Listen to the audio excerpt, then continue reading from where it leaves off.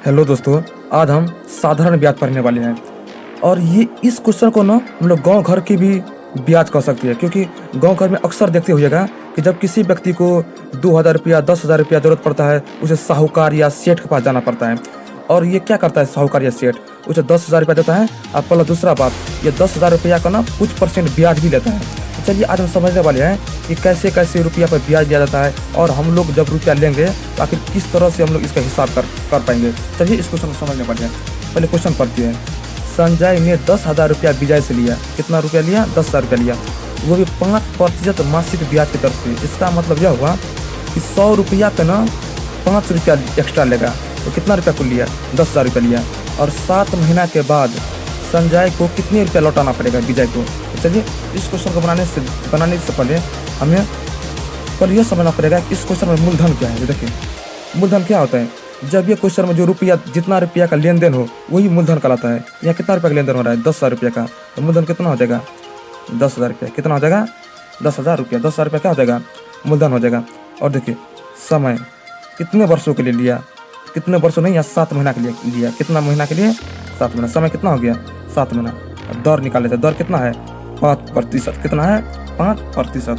तो एक फार्मूला होता है, साधारण ब्याज का एक फार्मूला आता है, वो हम यहाँ फार्मूला लिखने वाले हैं। साधारण ब्याज का फार्मूला क्या होता है? फार्मूला आता है मूलधन गुने समय गुने दर अब बट्टे में 100। देखिए मूलधन कितना था? 10,000 रुपया। कितना था? 10,000 रुपया। समय कितना था? 7 महीना। दर कितना था? 5।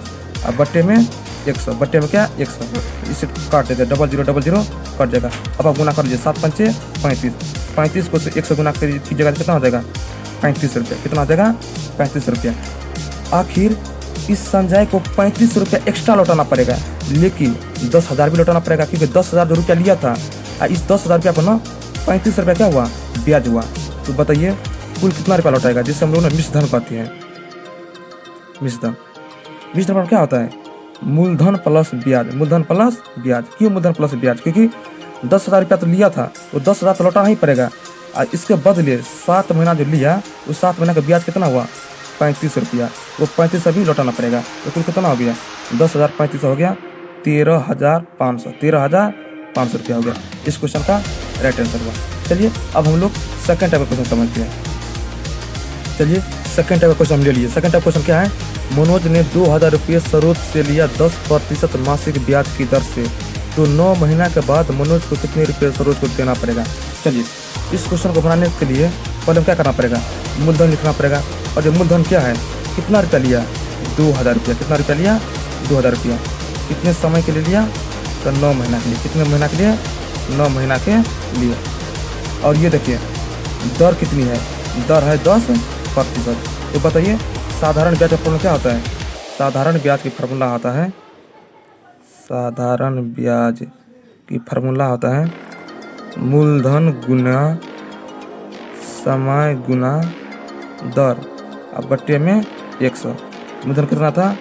2,000 रुपया। समय कितना? 9 महीना। दर कितना? 10। अब बट्टे में 100। 0000 कट गया। गुना कर लीजिए। 9 दूनी 18। ये 000 1800। कितना रुपया हुआ? 1800 रुपया हुआ। अब क्या हुआ? इस मनोज को 1800 रुपये एक्स्ट्रा देना पड़ेगा, लेकिन पहले 2,000 भी तो लौटाना पड़ेगा। पहले कितना करना पड़ेगा? 2,000 भी लौटाना ही पड़ेगा। तो चलिए अब 2,000 अब देख लेते हैं। मिश्रधन क्या लिखेंगे? मिश्रधन। तो मिश्रधन बराबर क्या होता है?